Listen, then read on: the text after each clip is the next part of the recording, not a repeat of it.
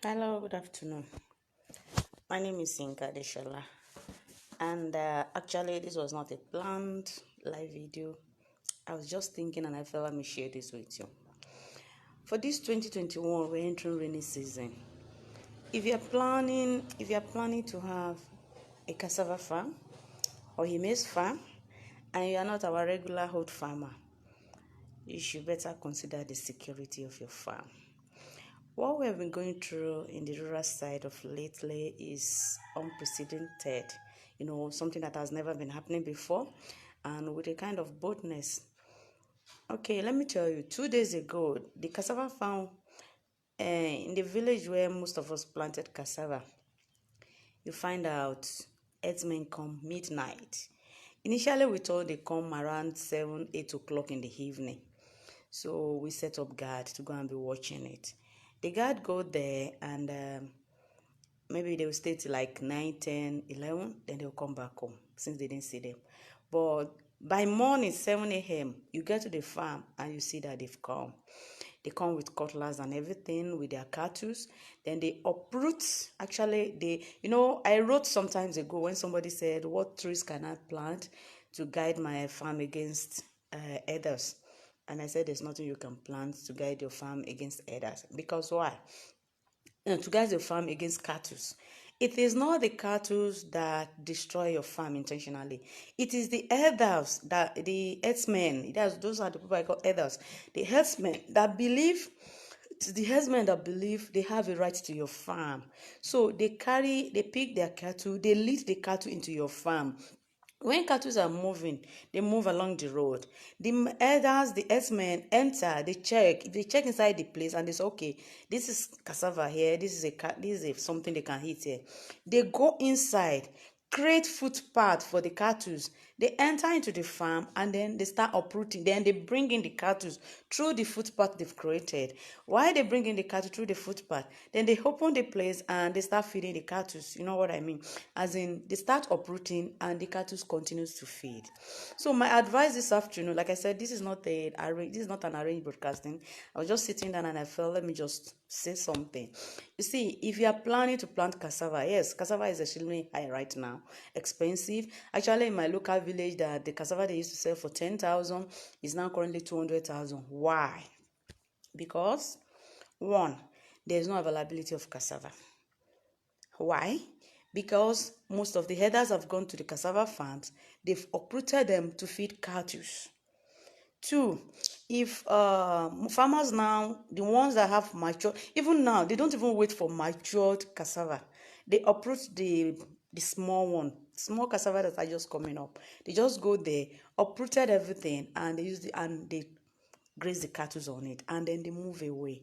Now in the is it's something so tragic and so sad that at the end of the day you suffered for 1 year, you planted your cassava, and at the time you expected to be harvesting, to even get some penny back, to get some money back for your effort and everything, cattle come and feed on it. And funny thing, you can never get them to catch. Even if you catch these cattle, take them to the police station, they will give you token. They will offer you 10,000 naira for whatever. Yes. And the police will tell you, you better take whatever you have now or else you won't get anything. And sometimes they will tell you, what if you did not catch them?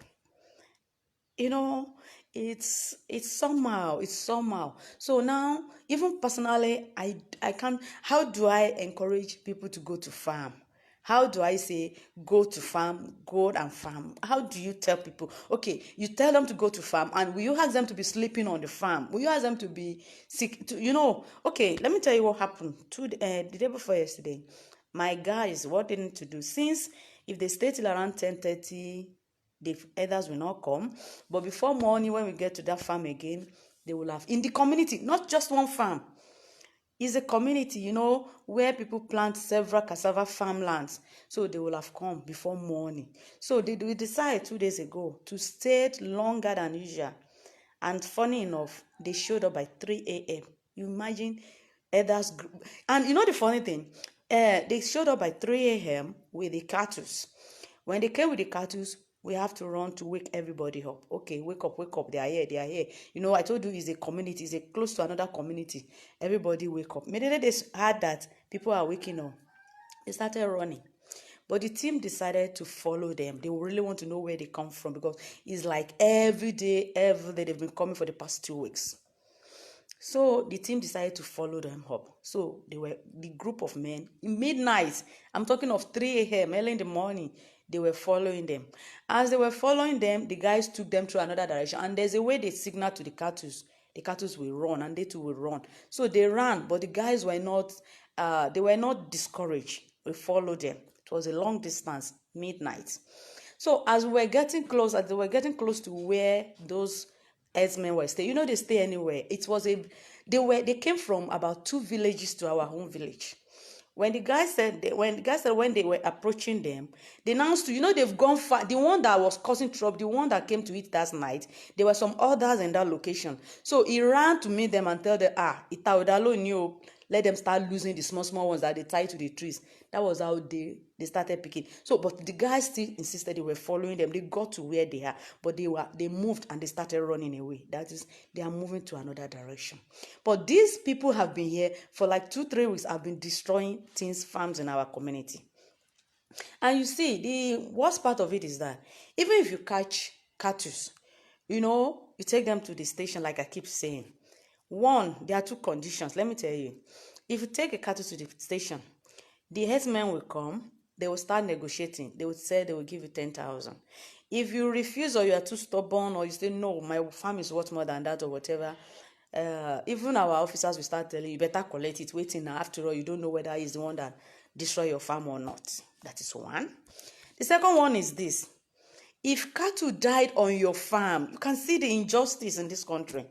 If a cattle died on your farm, immediately the officers will take it up and they will mandate the farmer to pay nothing less than 200,000 or 250. They will lock the farmer up. Yes, you have your farm and your farm is right there. You didn't invite a cattle. You didn't have cows or you are not rearing cattle. Or you know what I mean. And then they come to your farm and maybe they mistakenly died on your farm. Even without you doing anything or putting anything, you will still pay for it. I think that's a big injustice. How would I have my farm? My farm is there. To the extent now that they threaten farms. When you go and you cut cattle and they are begging you to, take this money anyhow. And they will say, what if cattle died on your farm? They make it as if it's my crime for me I have a farm and then cattle will die on my farm and you still lock me up. You still punish me for it. That is what Nigeria is really, that's the way they treat farmers. Okay, you people will be wondering, why are you speaking out? Why are you saying this? I'm speaking out, I'm saying this because people don't know what is actually happening in the rural side. It is when herdsmen are affected that they put it in the newspaper, in the Punch, in wherever. But they don't know what the farmers are going through. They don't know why food are getting scarce. It's not COVID-19, no. It's not COVID, though. COVID did not destroy our cassava farms. Yes. It is herdsmen that are killing and destroying. I was sitting down, I was just thinking this afternoon, what is actually happening? When are we going? Okay, the story I was telling you, the guys followed, and then, they were looking at them running away, as in moving with their heads of cattle. Now they moved, the guys got there. They couldn't do anything. One, if they burn their assets, they will come and tell they attacked them while they were sleeping. Now, they were able to cut one cattle. They caught a cattle, they sent for pickup and move it to the station. On getting to the station, you know what happened? The DPOs, they will insist that the cattle must not die. If the cattle die, farmer is in trouble. How do you encourage people to farm? Honestly. How in God's name do you have somebody to go and farm and still keep punishing them on top of it? I don't understand. A farmer has a farm. The farm is not moving to anywhere. The farm is static. Then cattle come, they destroy your farm, and if cattle die on your farm, you get punished. If cattle destroy your farm, you don't get compensation. It's not even about the compensation. What exactly is stopping our government from banning and implementing open grazing? Create a place for them. They have big, large landmass. 70% of the landmass in Nigeria belongs to the northern part. So why don't they create grazing there? You can wake up desert, yes. If we have good leaders, if we have people that really have people's right now, honestly, desert can be turned to forest. It's just a matter of time. Create something. Now food is okay. For the past 1 week or 2 weeks, somebody gave, food is always very plenty for people that have been to my locality and everything. It's like food is always usually plenty, but not anymore. Someone has given me money. I used to assist some people to, okay, I'll go to the market, buy food stuff for them, and help them send it to Lagos or help them send it to Ibadan through our commercial vehicle. For the past like 2 weeks now, somebody begged me to asked me to help them buy maize and cassava, lafun. I couldn't get to buy.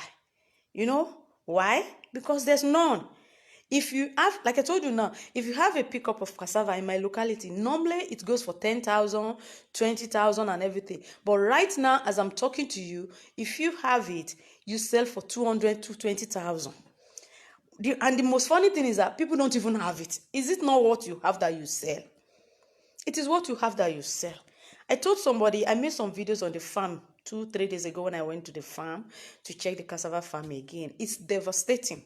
Since that day, they did not allow us to rest. And as I'm speaking right now, we say, okay, harvest the cassava. Whether it's mature or it's not mature, just harvest everything.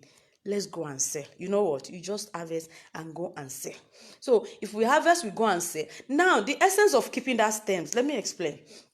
The cassava, most of farmers, rain is just coming. We've not really entered full rainy season. The rain is just coming.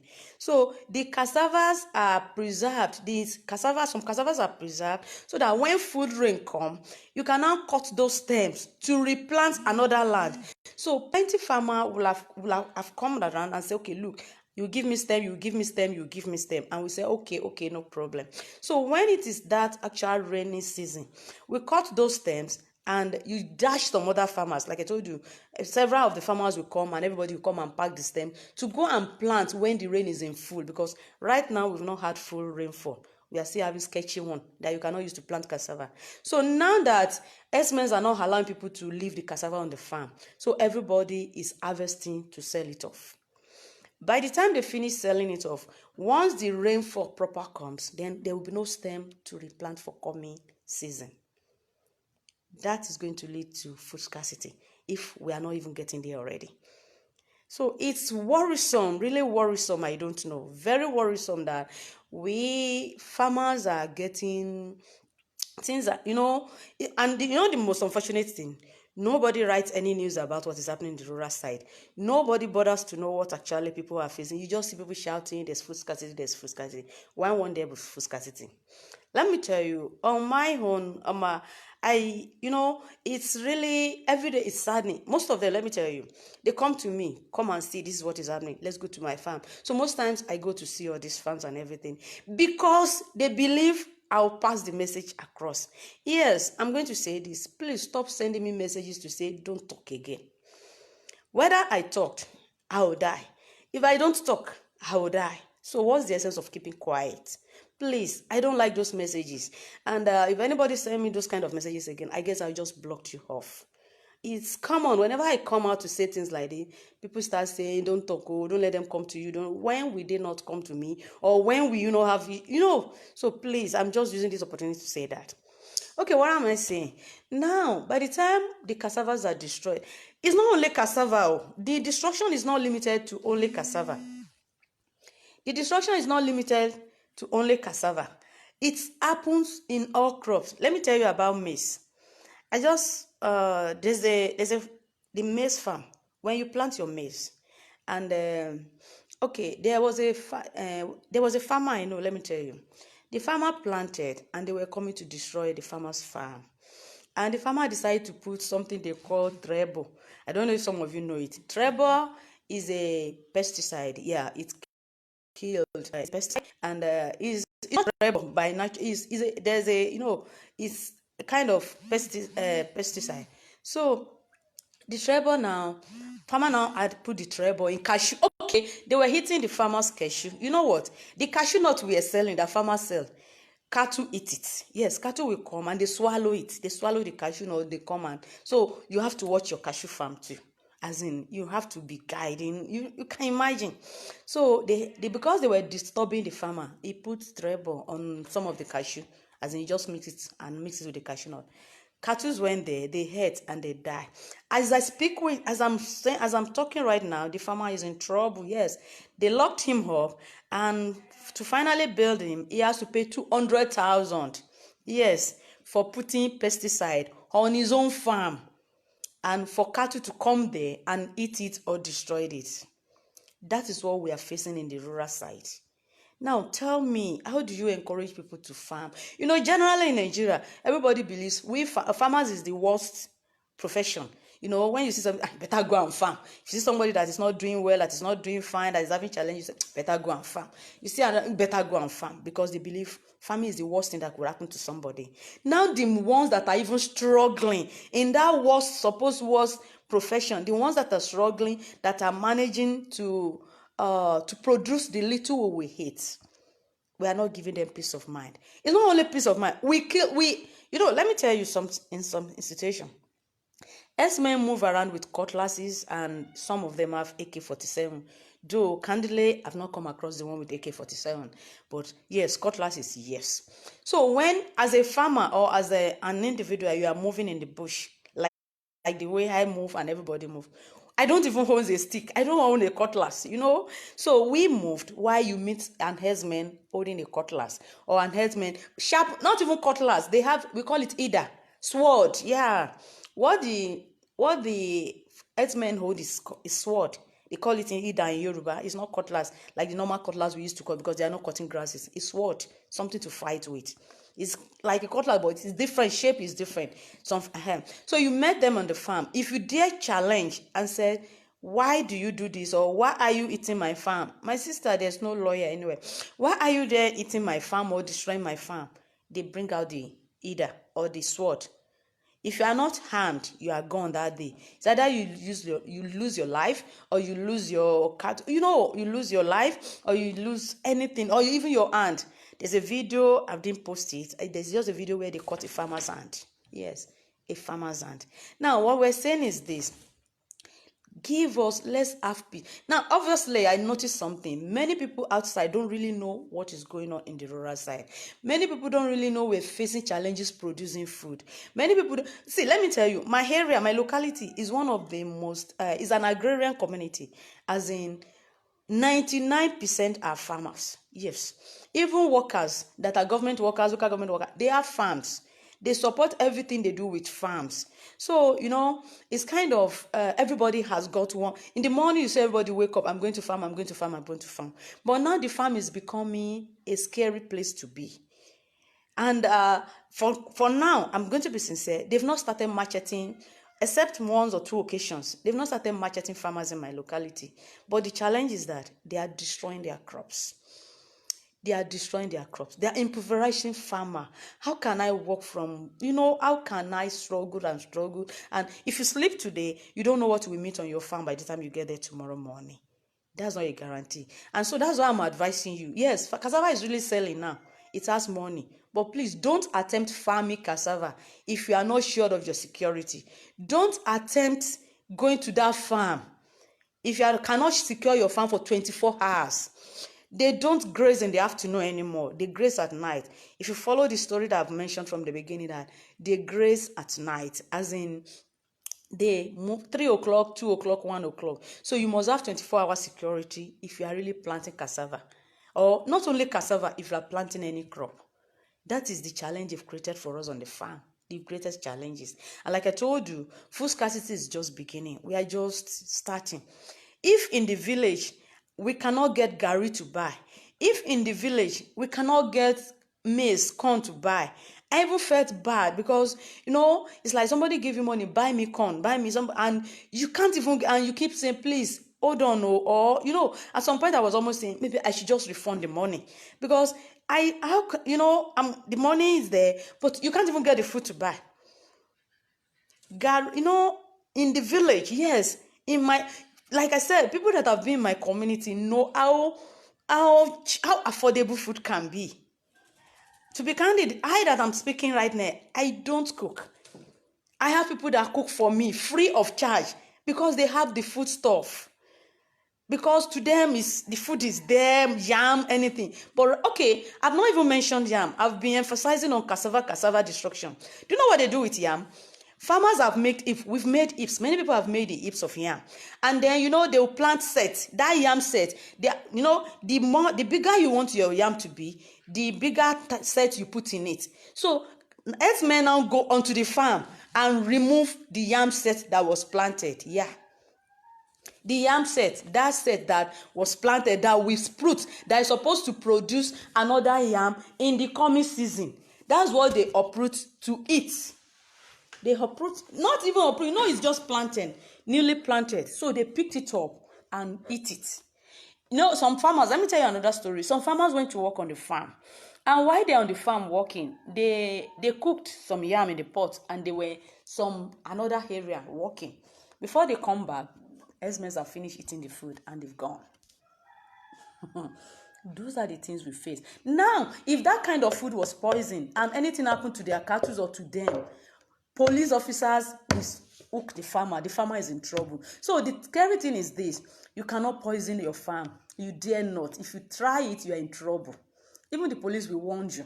If you poison your farm and cattle come to your farm and they died on your farm or anything, even without you poisoning your farm, leaves farm or anything, if cattle eat somewhere and mistakenly come and collapse or fall on your farm, you are in trouble. Those are the challenges we're facing. I wish something can be done about this. It's demoralizing that, okay, we choose to stay in the rural side. We choose to plant. Let me tell you, farming is one of the most disastrous profession you can ever be to. One, why did I say so? You cannot predict the rainfall. You cannot predict that your livestock will survive. You cannot predict what will happen. You cannot predict anything. It's a kind of faith. It's a kind of, okay, I just believe this thing should work. Okay, let me just till the soil. It's a profession of hope. You have that hope, you have that faith. But now when, at the end of the day, you even put that hope, you put the faith, you do the work, you spend the money, and you are not sure you will harvest that crop. Let me give you, on my own specific farm, my vegetable farm, I don't do the yams and cassava. But do you know the funny thing? They will still graze cattle. They cannot hit anything on my farm. They will not hit. But if you are not there, they will walk through it. Walking through the farm means they destroy the drip tips. The hose, cattle hose, I have samples of them. The cattle hose, we punch the drip tips that we use to supply water. And imagine cattle stepping on anything. They stepped on you. You know what that means? So that is what they do. So my farm, you have to be there 24 hours. You cannot even close your eyes. I remember I got to farm one day. My boss was telling me they slept off and cattle passed through the farm. Yes, and the maize corn that we planted with irrigation, they ate some of them. That is my farm. And now imagine what other farmers are facing. Some of them begged. You see, farmers cannot even afford to buy stem, that cassava cuttings. That stem, they cannot afford it. Where would they get the money? They don't buy stem. That's what I tell people in the city when they say they want to farm. Farmers don't buy stem. They beg from one other. So they beg, and those people that they are begging from is because those ones are struggling. So they reserve the stem for another planting. But cattle will go there. The stem or the root, they destroyed everything. And here we are.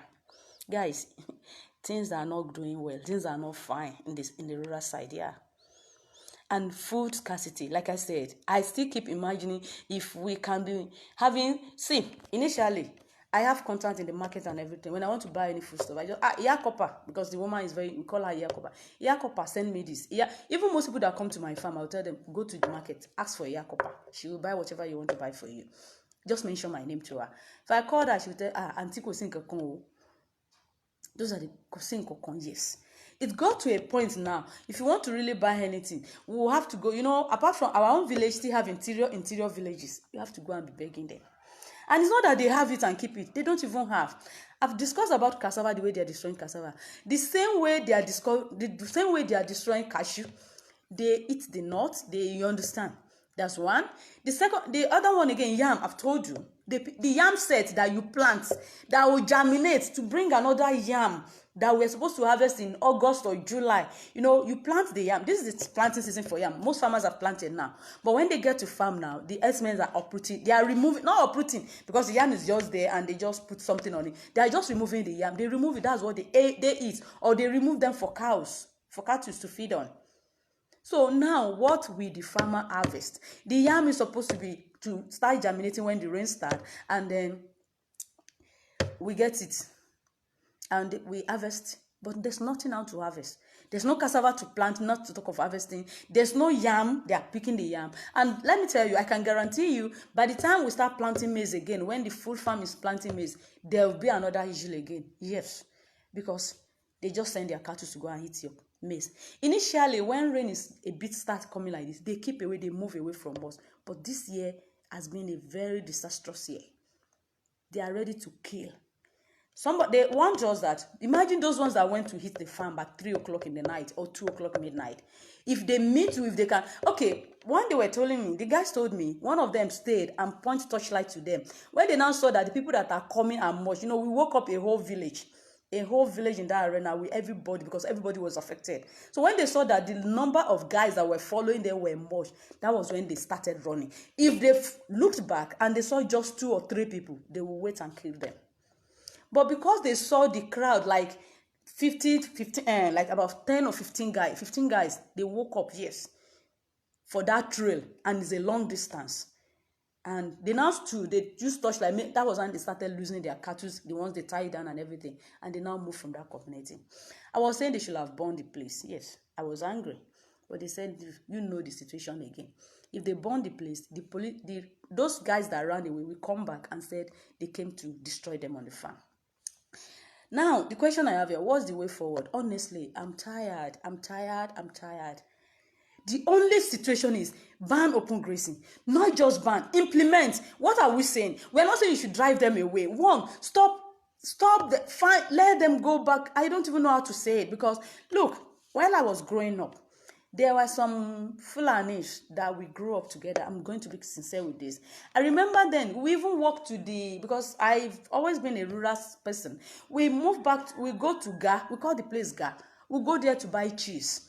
We go there, we say we are going to check for wara and everything. But the set of Fulanis, they call them Borodo, the set of the new ones we have now are killers. I'm sorry to use that word. They are dangerous killers. Okay, now there's another new method they use. Let me be candid with you. Just 4 days ago, the day we went to the police station, I've been going to police station, farms, so many challenges. Not that anything tangible will come out, but at least we have to report officially. About 4 days ago, we were at the station when they brought the ones that were robbing on the road. As in, that midnight, they will leave their cattle. They have cattle, they are rearing cattle. They will leave the cattle and stay by the road and be robbing vehicles. So 4 days ago or 5 days ago, they were by the road. They left their cattle and they were on the roadside. They stopped the trailer and they put big wood or whatever on the road. They stopped the trailer. They dropped the trailer, they tied the trailer driver, those trailers that move at night. It was even a Dangote vehicle, I think. They stopped the trailer, they tied the driver to the tree.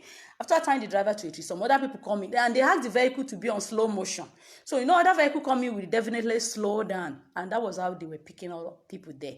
They even macheted a tractor operator. In our community, this time that is farming season, tractor operate midnight, as in they work at night so that the work can easily go fast. So tractors operator, they macheted the guy's head. I have the pictures, but no. They macheted the guy's head and everything. They were coming from the work at night. I told you, people work at night here since we believe the place is free and everything. So they macheted the guy. Luckily for them, I think some people called Amotekun. The people I don't know, they just got in touch with Amotekun people, and thank God they were active. They went there. They ran away, but Amotekun pursued them inside the bush, and they were able to cut 5. At the station, the police said, we should not post the picture online. I wonder why. But if it's a Yoruba man or our people here that did something like that, I know the first thing will be to put the picture. Yes, I have the videos. Now, not to distract, these are herdsmen. They have cattle in the afternoon, and they are armed robbers at night. If open grazing is banned and implemented, it obviously means we will not see cattle destroyed, and they will not hide under that something to come and destroy. You know, in the afternoon they rear cattle. At night they turn armed robbers. They stay by the road. And I told you they use sword. It's not cutlass. Sword is different from cutlass. Once you see, you know this is Fulani's sword. So they can kill at any time. They can harm at any time.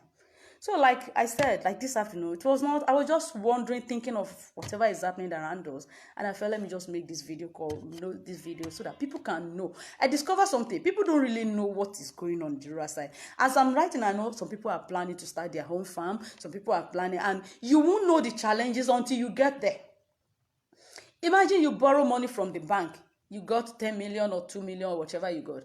And you create farms and everything. And just at the point of harvest, you know, you'll be assured, let's you borrow money, be assured, don't worry, we'll soon harvest. Then at the point of harvest, they came to destroy your farm. What report can you give? How will you report that? Those are the real challenges we're facing. They are discouraging people. Now, I don't blame people in the city, in the rural side, that want to go to city to go and do Okada. I don't blame them anymore, because Okada is a daily money and there's no herdsmen to kill them there or whatever, though it has its own challenges. But imagine us that stay back in the village, in the rural side. Government will not help with any loan. They will not help with any support. They will not. I can't even imagine anybody in my area having any access to anything. No. They don't assist in anything. They don't help in anything. No. And we're not even saying borrow us money. We're not saying doing this, but leave us alone to plant in peace. Take your cattle away. And see, as I'm saying this, for those of you that have cattle with herdsmen, you are part of the people destroying us. You are part of the people killing your people. Yes. Because by the time we say now, you see people come and say, it's our highlight, it's our highlight. For every highlight, for every educated people, for every rich people, or for every politicians that have cattle with herdsmen that are making them to kill us. Because let me tell you something. I reared goats.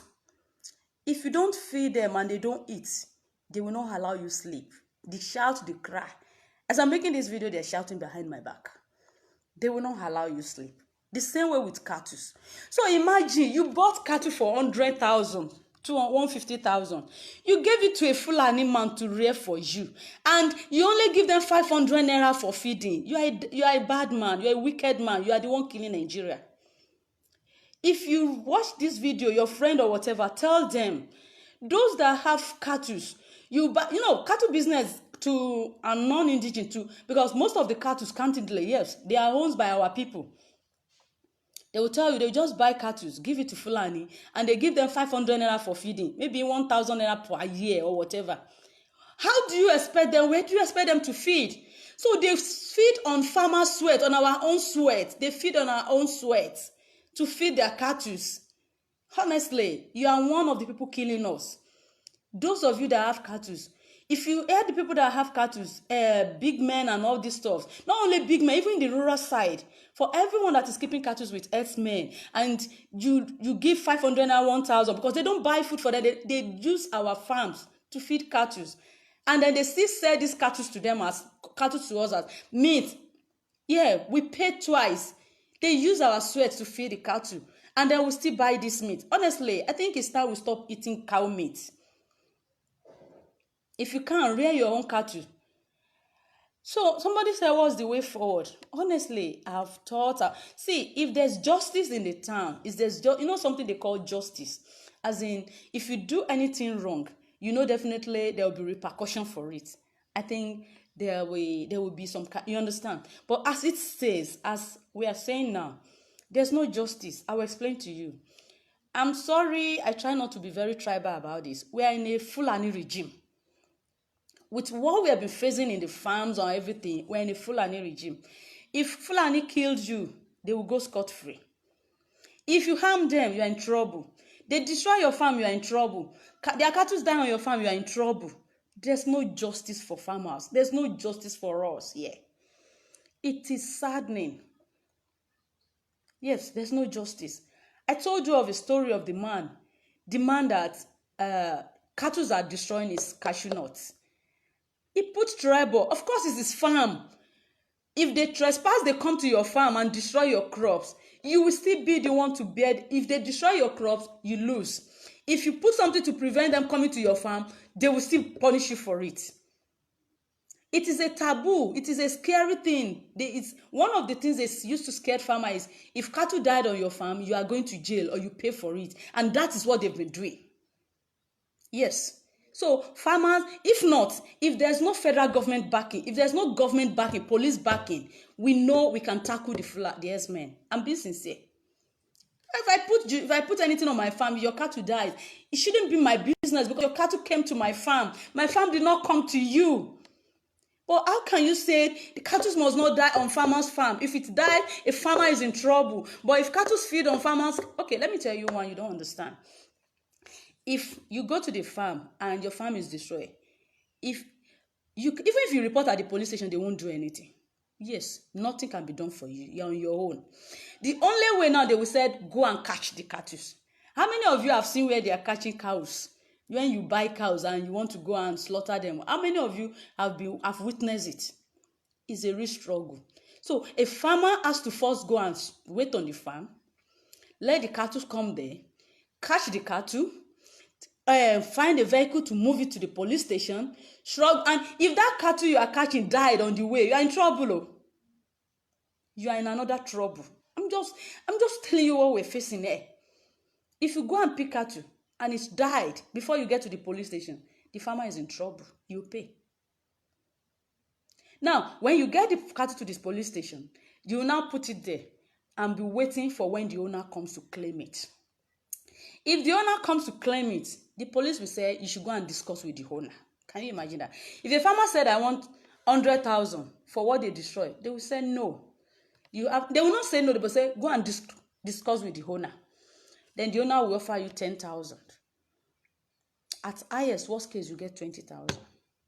And then that same day that you are still suffering that case, that's still not guaranteed that your farm will still not go and be destroyed.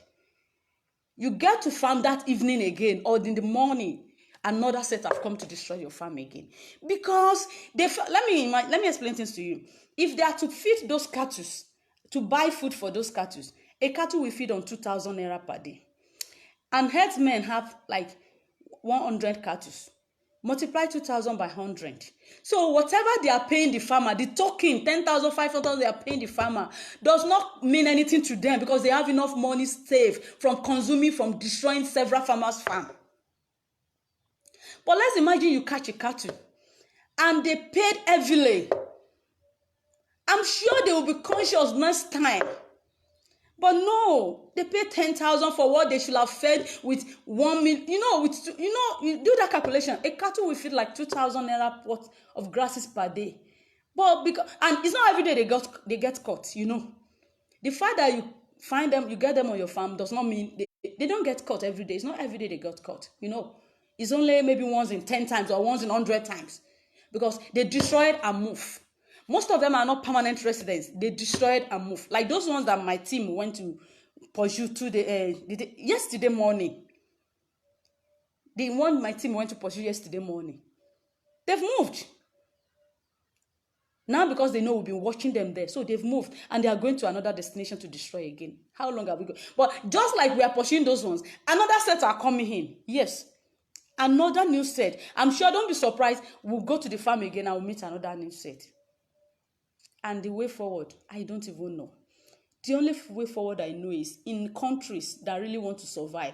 Look at Netherlands. They have small land space. They rear cattle. They are making billions from milk production. They are making billions from, meat production. I was with Friesland. I did some project with Friesland Campina. Friesland Campina came to Nigeria. They were importing mix to produce. They were importing. Nigeria daily import 150 million liter of milk to produce tin milk. All those tin milk we are drinking. Nigeria import 150 liter of milk to produce tin milk. Now, when they are importing this tin milk, when Nigeria import this tin milk, you find out this money we are paying in dollars and we are losing money.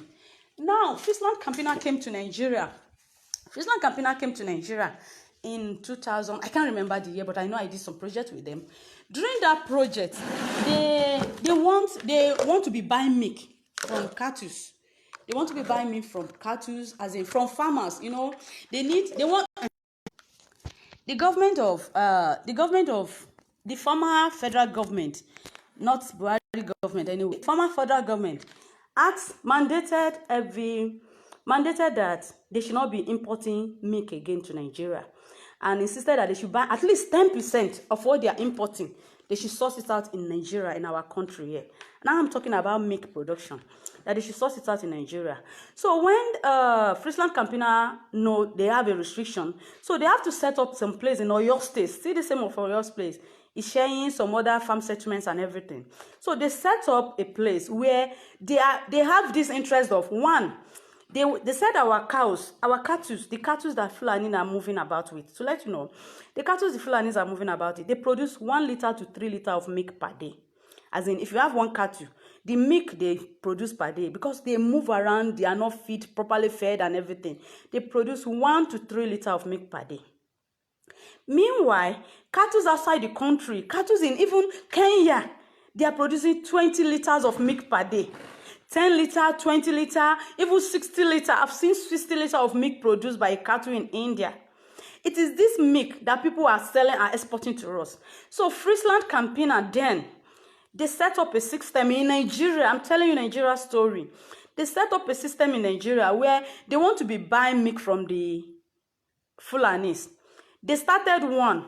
Anywhere they see that Fulanis are plenty in the location, they drill borehole for them, so that the cattle can drink water. They don't need to go and be destroying farms or passing through people's farm for the cattle to drink water.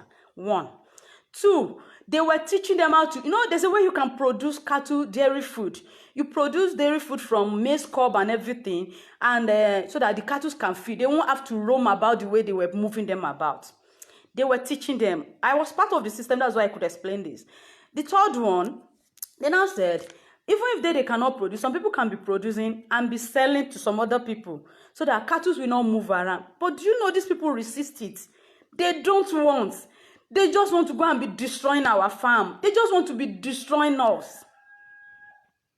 As I speak with you, Friesland Campina is still in Nigeria, but they could not get enough milk to buy. Now, the third system that Friesland Campina was trying to do then was, okay, they brought in artificial insemination. There's a system called artificial insemination. I don't know, some people know better than me. In that artificial insemination, I remember when I was looking for that system, I asked somebody and the price they gave me was high. So now, Friesland Campina came, they suggested, they offered it to Fulanis, to herdsmen, to not only Fulanis, to anybody that have cattle. So when they offered it, the offer they made is this. Let me explain a bit of artificial insemination. The cattle we currently have, I told you, produce 1 liter of milk, which is not something good.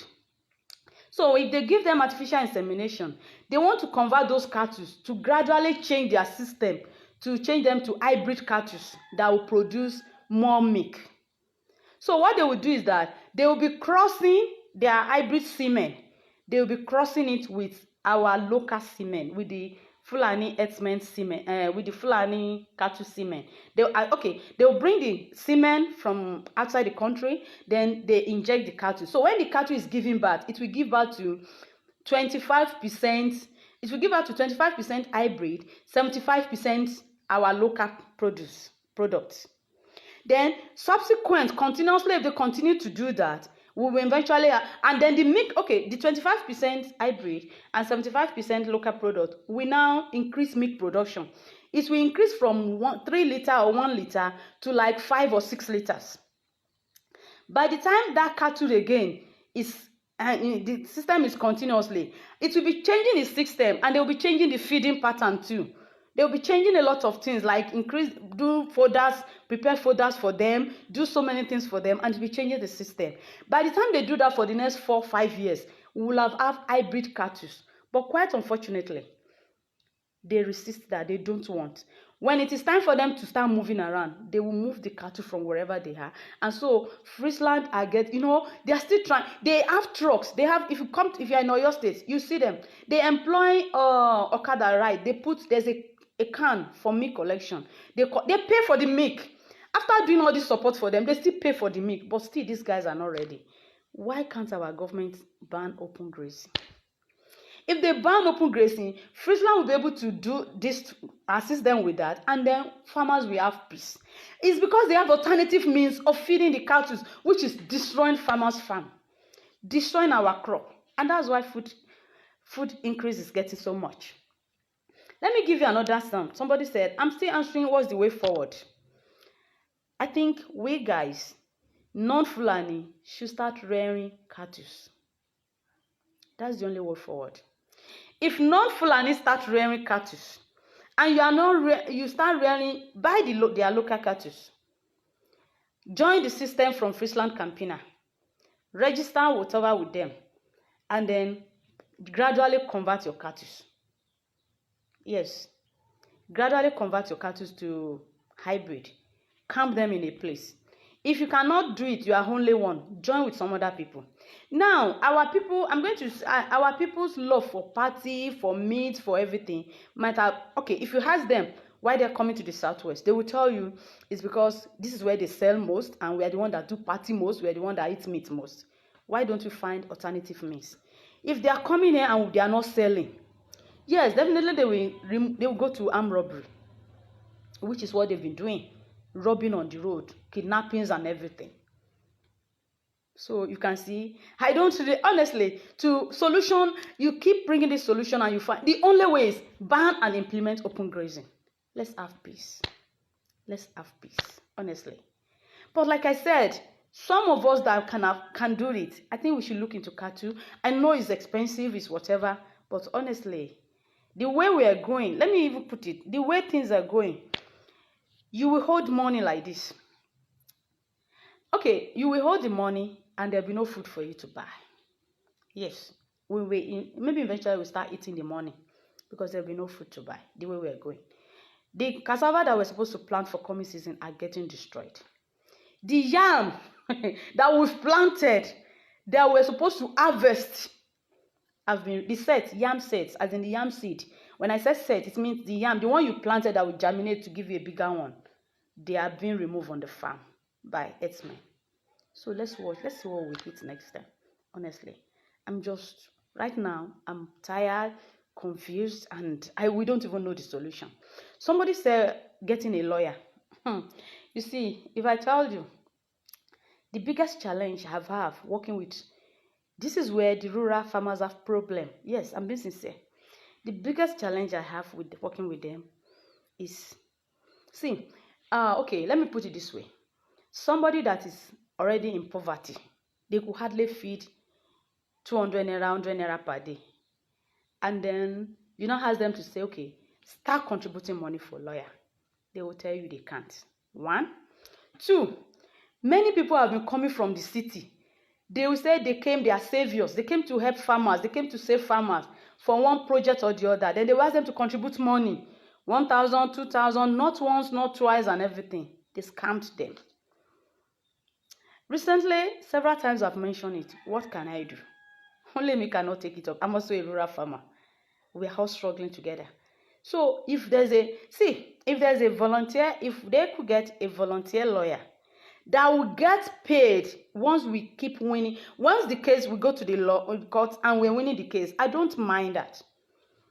I wouldn't mind that if there's a way, okay, if you get lawyer, but if you get lawyer for the farmers, and then the lawyer, I'm not saying free, no, but maybe after each incident, we go to court and then we come back, and if they get compensation, we divide. I don't even mind, that we can coordinate the farmers into that. But you see, I'm in Aguamodu here.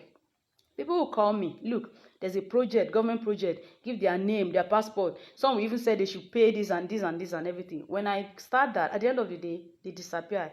Then they'll start disturbing me. She'll be on one money, they are not coming again. Where are they? Whatever. There was even one that came. They said there was a there's something they said, aflatoxin, aflasafe. I don't want to mention that here because let me not divert. Aflatoxin is our maize. They said it has cancer. As in, if you plant maize, it's not properly harvested, it's not done very well, they will say it has a cancerous something. And it is when there's no cancerous something that you can plant for export, that you can plant for companies. They were testing that one time. So somebody came and said he came from IITA. He said I should introduce him to the farmers. I did. I introduced him to the farmers. When he now said, he said he want them to use aflatoxin, aflasafe. If they use the aflasafe, if it's done, if they should buy the aflasafe and use on their maize. If they are selling, and when the aflasafe during the harvesting, it will help them to sell the produce. I told him the only way you can get money from farmers, if you can give them the aflasafe on credit, I will stand in for that. Give them on credit. At harvesting, they'll give you the quantity, they will give you their maize. You sell for them, you do the marketing for them, and then you can deduct your money. He agreed to that. And so I spoke to some farmers. Some said no, they don't want gbese. Some said okay, they collected it. You understand? By the time it was harvesting time, I started running after him. Because 5 o'clock, they come and knock my door. And maize is ready now. We want to harvest. Let this man come and buy it now. Because farmers are very truthful in so many instances like that. I started calling him. At some point, he stopped picking my call. I enter Lagos. I'll be looking for where I can help them sell. Maybe I can source market for their maize. Then I went to some companies, they will start messing you up since you're the one coming to look for them and said, I want to sell maize, I want to sell maize. Eventually, after all the struggles, all the wahala, I came back home. I told the farmers, sell, don't worry. You guys have fulfilled all righteousness. Sell your produce. The guy did not come back up to today. This is somebody that committed money there. Not to talk of somebody that now say, bring money. We've had several situations like that. So, but if we have a lawyer, sorry, I keep diverting. If there's a lawyer that will do that for us, I don't mind. I will coordinate the farmer. Actually, they have meetings and something of that nature. I don't mind restarting them for them, and let's see what we can do. But what can the lawyer? And then the laws, like I'm saying, lawyers have to be aware. Cattle must not. They are really cheating farmers. The government, yes, the government is the one cheating us, because how do you say, or is it the police that make that law, or is the government, or is it, I don't understand, because it's confusing. How can you say my farm is there, my farm is static, it's not moving, it didn't go to look for trouble, then your cattle come die on my farm, whether I know or I didn't know anything about it, you get me locked up and you ask me to pay. Oh my. So if you are going to farm, that's what we are facing. And if there's any way you can help us, please, I wouldn't mind. You can put it up, write it up, or whatever. Thank you for listening to my ranting. Thank you.